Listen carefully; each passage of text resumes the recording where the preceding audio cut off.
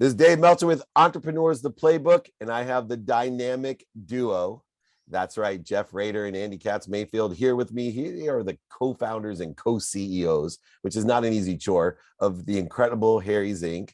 And man, have you two done it. You guys have grown. I went from a big fan of a small company to seeing you everywhere. I used to have to explain to them, when I talked about Harry's, they thought I was talking about me at the swimming pool.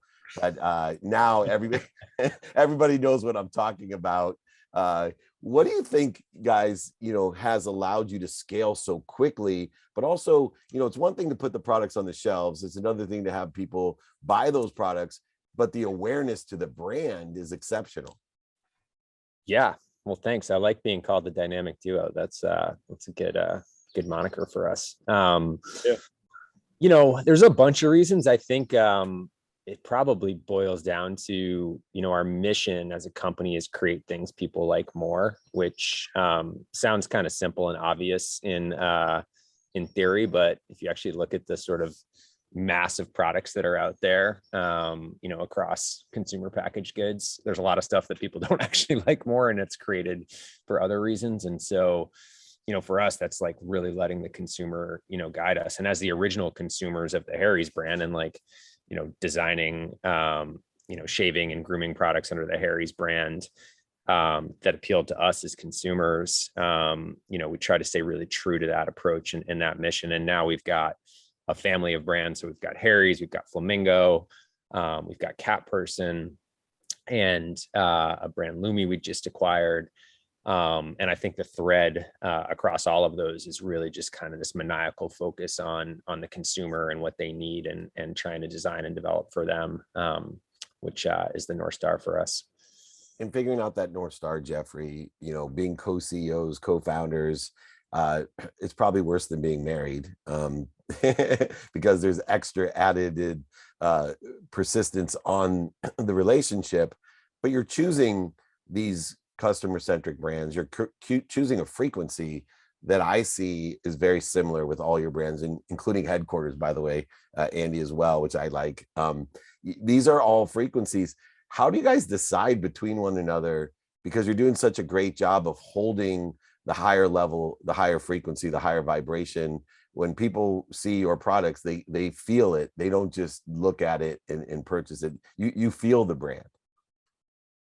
Yeah, I think it's a great question. So on co-founders, it's awesome to have a co-founder also. I mean, as long as they have more money than you, that's what I found. I like a co-founder with more money than me. That makes it easier. That's why I had Warren Moon was my partner. I'm like, dude, you're loaded. This is perfect. Great. Yeah. Andy and I sometimes feel like we should just have an email that's like jeffandandy@harrys.com. Or it really should be at AOL or like, exactly. No, I mean, it's hard to build a company and can be lonely sometimes, and having a life partner to go through that with is really, really helpful.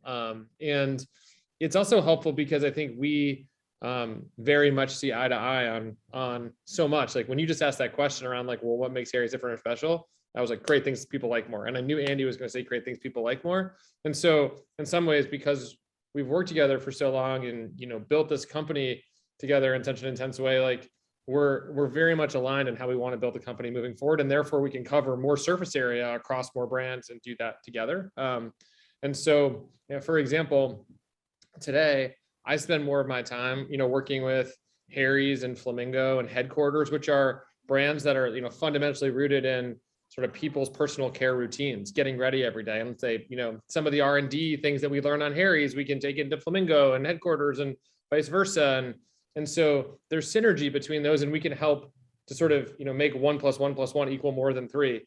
And then Andy's spending more time on, with Lumi, which we just acquired, and Cat Person, helping to ensure that they're living that mission too. And so it's nice to have a co-founder and the ability to be really highly aligned, and then to try to sort of cover more surface area together, sort of to try to live this mission.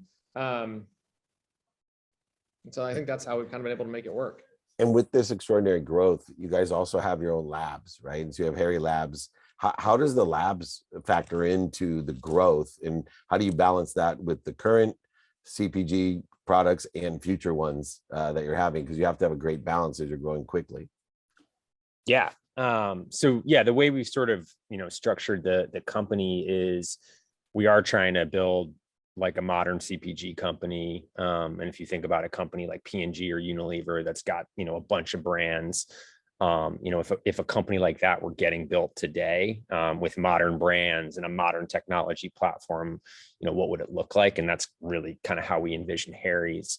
And so we've got our brands that, sort of people are a little bit more mature, that people know, like Harry's and Flamingo, and they've still got tons of room for growth. And as Jeff mentioned, he spends a lot more time with those brands and helping them figure out, like, how do they, increase distribution through different channels? How do they increase expansion into new products and new categories? How do they expand in new geographies?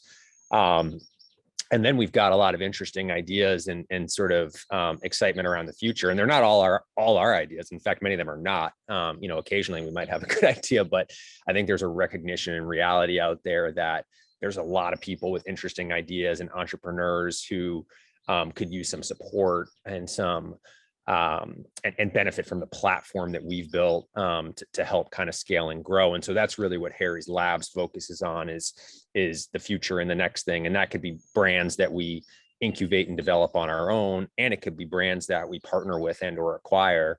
So I mentioned we just bought this brand called Lumi, which is an amazing brand focused on body odor for women, and a really passionate founder who's an OBGYN who saw this problem and invented this product. And she thought, we would be a great partner for her to help take that brand from what's already been a lot of success and traction kind of to the next level. So that's what the Labs organization focuses on, is incubation and acquisition of new brands and opportunities. And then for us as a team, it's so exciting to have an inspirational founder like Shannon and Lumi come into the company and like learn from her and think about what she's done in a wonderful way to build that business. And then, take that inspiration back to the rest of our other brands and businesses. It's been super fun. And you guys have implemented, one of the things I take pride in my own company is living by values and practices. It's great to say, I have very simple mission statements, but implementation, of different modeling values, practices, you guys have your own approach. I think it's the how to hybrid model, whatever it may be. I'm more interested not in the model, but in how you implemented during COVID, especially, any type of modeling, any type of values or practices to the entire team. Yeah. Well, I think on values first, I agree. Anyone can write a set of statements on a wall, but it takes a lot of intentionality to truly live them. And we care a lot about our values at Harry's. We have 4. They're improve always, which means we can always get better and grow together. We're a growing company. It's really important that we do that. Embrace the mammoth in the room, which just means we embrace open and honest and direct conversations. We actually use that discussion and that term with each other as we're talking, like, hey, I got to embrace the mammoth, and then just sort of say something that's direct and open and honest. It creates a safe space to have really good dialogue so that people aren't gossiping in the hallways, or like we're saying it in the room and we're talking through it and we're moving forward, and then improving always.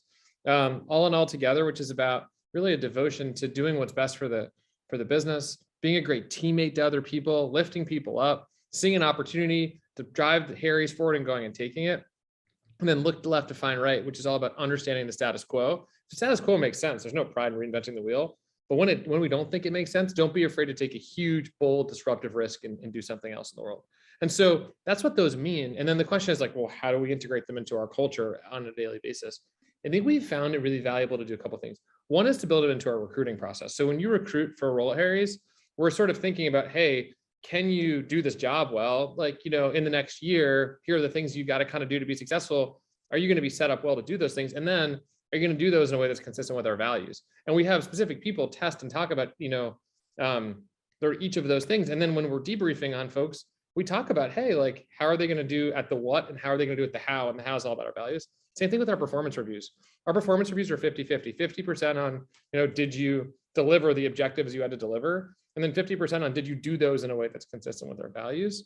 And so as we build those things into sort of the fabric of the company, it just creates a set of behaviors that then people really understand and expect from each other, which we think has been so valuable and important, especially during a time like the pandemic, where we haven't been able to be with each other as much, where some of the tribal cultures that just naturally form through human interaction were harder to replicate. And then on top of that, we just tried to be intentional about what was going on in people's lives during the pandemic, which is hard. Like, And we did things, mental health for the Harry's brand is really important to us. And we realized at some point that people were taking less vacation than, they used to, because they, like couldn't really travel anywhere. And so it's like, oh, I'm gonna take a vacation in like, my living room. And even when they were taking vacation, they were still plugged in. And so first what we did is we said, hey, we're gonna make people take days off. Like, 2 days a month, we really encourage people to take off. We realized that even when people are taking those days off, if other people were working, they still, because they couldn't go anywhere, were kind of reasonably plugged in. And so we said, we're actually going to shut the whole company down for 2 days a month. And I remember I had people literally sending an email to our leadership group being like, we can read who sends emails on these days. If you send an email on these days, I want to talk to you about it and why it was so important to disrupt this really important moment for our company to send an email. And it was like a really powerful message. And so we actually shut down and then gave people a minute just to kind of like take in everything that was going on in the world and do the things that they needed to do to care for themselves. And so, that's an example. We did a bunch to try to sort of support the team, but we felt like, what helped us manage through the pandemic probably were two things. One, being really clear on, sort of how we wanted to work with each other. And then two, really listening to people and trying to support them in ways that would be good for them. And we're still trying to take that, into consideration as we're now bringing more people back to the office. And Andy, listening to that, and me have run so many different companies, and these are extraordinary ideas and extraordinary cultural practices that help, but there's always the outliers, right? There's always the individuals. If I'm working for you, right, I'm someone that feels comfortable working, right, call it activity I get paid for every day, but I vacation every day. And in fact, in my company, I shifted the paradigm during COVID and said, you know what, everyone's on unlimited vacation. You just let me know when you're not available, but you better not be available a lot of the time, right? And I don't care, and it's all paid, so don't worry about it.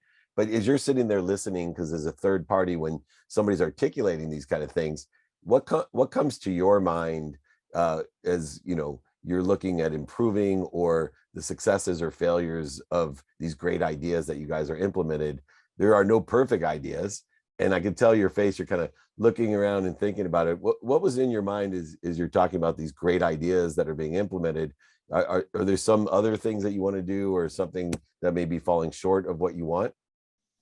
Yeah, it's a good question. I mean, all this stuff is easier said than done. I think what Jeff said is what we try to do, which I think, if we're being honest, is hard, and a lot of companies don't really do, is equally balanced, like the what and the how. So it's like, okay, 50% is the what, like the actual results, the accomplishments, and 50% is how you do it, the behavior. That's the values. And, I think in most companies, if we're being honest, like, I don't know, it's probably 80% the what, right? It's like, all right, if you're a star performer and you're getting the work done, like, people sort of look the other way. They're like, that guy's kind of a jerk, but whatever, he's super productive.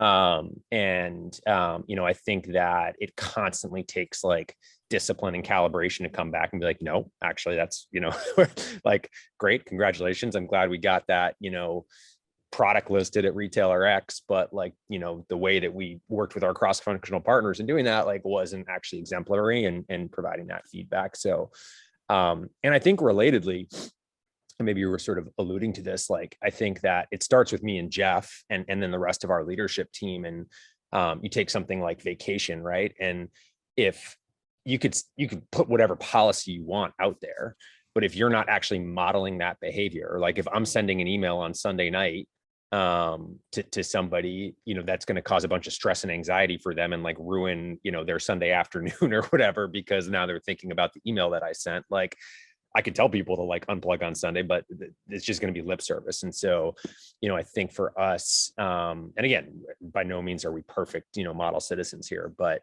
like, it's like, all right, if we're going to tell people to take vacation and take time off and take time for mental health and well-being, like, we got to do that. We actually have to model that behavior, me and Jeff and the rest of our leadership team. So I think those are a couple of things that come to mind that, actually make this go from like kind of aspirational lip service to practice. And last question for you both. You seem to have come from my mom's genre of the fetus isn't fully developed till after graduate school, doctor, lawyer, failure. You're extremely academic and intelligent individuals. And, with my friends on the entrepreneurial side, I see both sides of the cultural fence of entrepreneurs, the Gary V's of the world, and, many others that I would bet millions of dollars on to be successful as entrepreneurs. But I believe that what makes Gary so successful and both of you so successful and the people that we work with so successful is a thirst for learning. And there's different ways of learning, although there are some benefits of going to the better schools, both Ivy Leaguers, obviously, and surrounding yourself with the right people and the right ideas. I'm always one for education. So I'd love for you to give me your perspective on how you're applying, your high level of education to what you're doing today in the entrepreneurial world, and what people should look for in a pragmatic sense of, hey, if I'm going to spend all this money, borrow all this money, or take a scholarship, here's the benefit of going to a better school. And it's not right for everyone, but I love getting, people like yours opinion who have been educated at the highest level and give the real scoop on, why that's so valuable and where it may not be so valuable, and why people like Gary and others don't have to go to Stanford or Harvard or Wharton in order to be successful. Yeah. Maybe I can start, Andy, and then I'd love your thoughts. Sure. And I'm going to start with kind of maybe an interesting point of view that I guess I've had. So yeah, I was super fortunate to get to go to business school at Wharton, and I got to start Warby Parker when I was there with 3 close friends, and it changed my life. And so I'm a huge believer in that experience because it was such an amazing experience for me, which was really driven. The institution is unbelievable, but the people at the institution are also unbelievable. And it's those individuals, the professors and my classmates who I got to know in like a really authentic way, not like, hey, I'm in this class studying like the cola wars of Coke versus Pepsi, but like, no, I got a real business problem I got to work on. And like, can you help me? That was like so meaningful for me. And I think it's that group of people that's been really helpful for me over the course of my career. It's just someone I can call, and be like, hey, I don't know. And like, you might have seen something like this. And so you don't have to go to one of those institutions to meet those people. And someone like Gary Vee, who's an amazing person, just, is great at meeting people and learning from them. And so that's that. But for me, at least, it created a bit more of a structured environment to get to meet amazing people who I could learn from and continue to learn from. With that said, when we started Harry's, I'd never managed more than like 2 or 3 or 4 people before in my life, and all of a sudden we had like a team of 20 and then of 30 and then of 50. And I was like, I am way out over my skis. Like, I don't know what I'm doing. And one of our values, again, is improve always. Like, I got to grow, in an environment like Harry's, your job kind of changes every 6 months, maybe even more often. In joining Harry's as a 10-person startup with essentially zero structure when we started is completely different than joining Harry's today. Like, we're with 1,000 people, and we're much more, I think, for better and worse, I think, sort of clear on where we're going and how we're getting there, et cetera.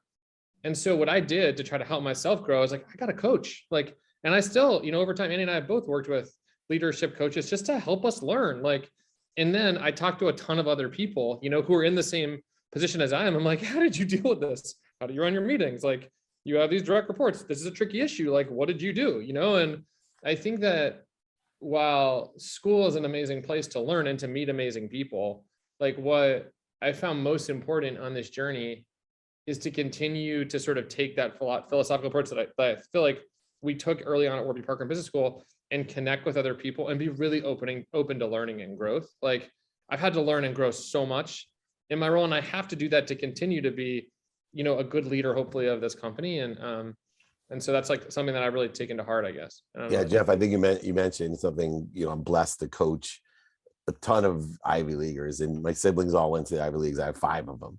And it was been always a chip on. I was a Tom Brady of school, right? I always had a chip on my shoulder because I didn't go to the Ivy Leagues because they wouldn't let me play football. So I went to Occidental. But what I find is the open-minded people, whether or not and where you were not, I felt like an imposter early on in my coaching career because I was around these extraordinary intellects, and I'm like, why would they pay me for advice, like to teach them anything? They went to Wharton, they went to Harvard, Stanford, wherever. But open mind is that common denominator that I see as well. Andy, as well, what to you comes to mind in this education realm for entrepreneurs today? Considerations or things that maybe you're aware of now that can help some young entrepreneurs making real economic decisions of whether to go to school or not. Yeah, I mean, I think that learning and like continuous improvement is much more of a mindset and a practice. And Raider mentioned that at Harry's, like, improve always is one of our values. That's because Jeff and I like I'm happiest when I'm learning new stuff. And I do think that mindset is really important to success. And I don't think you need to go to a fancy college to like do that. I think, as Jeff mentioned, those environments create a platform, where you can take advantage of that. But, maybe to talk about my own personal experience, like, when I went to Duke undergrad, and, I was reasonably immature when I went to Duke. I was 18 years old. And if I'm being honest, like, the reason I wanted to go there was because I wanted like a stamp on my resume. And that was like, an affirmation that, I went to a good school and therefore could get a good job and whatever. And I didn't take as much advantage of like the educational environment there to opt in. It's not that Duke's not a great school. It is. It's just like, was it worth it for me? I don't know. I probably could have gotten the same education anywhere because I wasn't mature enough to like take that mindset. Contrast that with my, my business school experience. And I went to Stanford for business school, and I was mature enough to like take advantage of everything that had to offer. And it was an amazing experience as a result. So I think those places can create great environments to learn, and they are not necessary. And a lot of people go to those places for the wrong reasons, which is like, resume stamp collection. And or a Jewish mom. What's that? Or a Jewish mom. Yeah, exactly. But I can assure you, once you get to a certain stage, I hope my mom's listening. Like, it doesn't matter what, nobody cares when you're in school. Yeah. Nobody cares. We don't care. Like, Yeah. And so, there's lots of different paths to getting an education. And I think the main thing is committing yourself to actually getting an education and being humble enough to, realize that, at every stage of life, you've got a lot to learn, and seeking out that knowledge, whether it's through, a prestigious institution or whether it's through other channels or means. That's right. Yeah. I mean, the great organizations are highly meritocratic, and they are meritocratic on day zero, which means you've got to come in and do an awesome job. And part of doing an awesome job is continuing to, like, I would hope that Harry's is a really good place for people to come learn. But I think, to Andy's point, like, and hopefully Harry's also an okay sort of stamp on someone's resume, and like, I would hope that people come to Harry's and get the most they possibly can out of their experience. And we do not care, like, come day 2, where people went to school. Day 0, like, we are interviewing people on, can you do the job? Have you proven in some place in your life that you can do this job? And you're going to do it in a way that's sort of consistent with our values. And we want like a hugely diverse group of people coming in to go do that so that they can teach and learn from each other. Like, that's, I think, the hallmark of great organizations. And so, yeah, I think, to Andy's point, amazing if you take advantage of those learning opportunities at those places. And they're amazing places. Like, they've got good reputations for a reason. And like, amazing to come, and you can learn so many other ways in the world. It's really, you kind of choose your own adventure, and probably more now than ever, which is so interesting. I find that interesting as well. And I think it's aligned with your mission to create things people like more. You're creating a place to work that people like more. It's that simple. And you guys do such a great job of it. And I do think, with the educational institutions, if you take advantage of the situational knowledge that you can gather there, if you're mature enough, which I wasn't as well, Andy, when I was 18, I just wanted to play football, and Occidental was the only place that let me play. And then I found out, whoa, this place is a serious place that can really improve me. But then I also learned about relationship capital. And, as I raised money in the 90s, hundreds of millions of dollars in Sand Hill Road, I started looking at, wow, this Stanford place, it sure has a leg up in relationship capital than going to a 1,500 person Occidental college, and saw that side of it. Not that you can't get situational knowledge. And as you said, like my friend Gary V, excellent at relationship capital. And, but I love the fact that you live by your mission internally and externally by providing a place where you can create things that people like more to work with, or activity you get paid for, but also provide things to others that they like more as well. You guys are incredible. The way you run your business, the way you're growing, just everyone, if you want to model a way to scale a business, these are two great entrepreneurs that are open-minded, open-hearted, and open-handed to help others, not just internally in their company, but check them out. You'll see externally, they're changing the world and changing the world of entrepreneurs as well. What a privilege and a pleasure it's been to have both of you here. Jeff Raider, Andy Katz-Mayfield, co-founders, co-CEOs of Harry's Inc. and their multiple brands below them. Thank you so much for joining me.